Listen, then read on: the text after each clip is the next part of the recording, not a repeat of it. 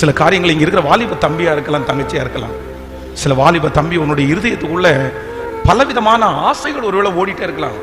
உங்களுக்குன்னு ஒரு விருப்பம் இருக்கலாம். அது படிப்பா இருக்கலாம், அது எதிர்கால வாழ்க்கையா இருக்கலாம், அது எனிவே எது வேணாலும் இருக்கலாம். இல்லைன்னா உங்க பிள்ளைகளை குறிச்சு கூட ஒரு கற்பனையா இருக்கலாம். அந்த கற்பனைக்காக நீங்க ஆசையா அதை உருவாக்கி இருக்கலாம். உங்க பிள்ளைய ஆரம்பத்திலிருந்து பிறக்கும் போதே, அவனை படிக்க வைக்கும் போதே, அவனை ஸ்கூல்ல கொண்டு விடும் போதே, நீங்க இந்த மாதிரி இப்படிதான் நீ ஆக போற, இப்படிதான் ஆக போற அப்படின்ற நிறைய கற்பனையை வளர்த்து அந்த கற்பனைகள் எல்லாம் இன்னைக்கு ஒருவேளை உடைஞ்சு போயிருக்கலாம்.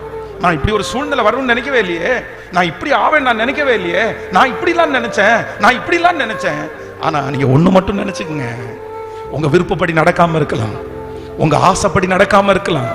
நீங்க அநேக நாட்களாக கற்பனை பண்ண எல்லாமே உடைஞ்சு போயிருக்கலாம். ஆனா ஒண்ணு மட்டும், அவருக்காக நீங்க அதை விட்டு கொடுத்ததுனால, அவருக்காக நீங்க இழந்ததுனால கண்டிப்பா நீங்க வெட்கப்பட்டு மட்டும் போக மாட்டீங்க. அவர் கொடுத்தாருன்னா உங்களுக்கு 1% இல்ல, நீங்க ஆச்சரியப்படுற அளவிற்கு, நீங்க பிரமிக்கிற அளவிற்கு, இதுதான் எனக்கு ஏற்றது, இதுதான் ஆண்டவர் எனக்காக வச்சிருந்தது, இதுதான் என் எதிர்காலம் அப்படின்னு இன்னைக்கு புரியாம இருந்தாலும் அவருக்காக விடும்போது கண்டிப்பா உங்களுக்கு தெரியும். அல்லேலூயா.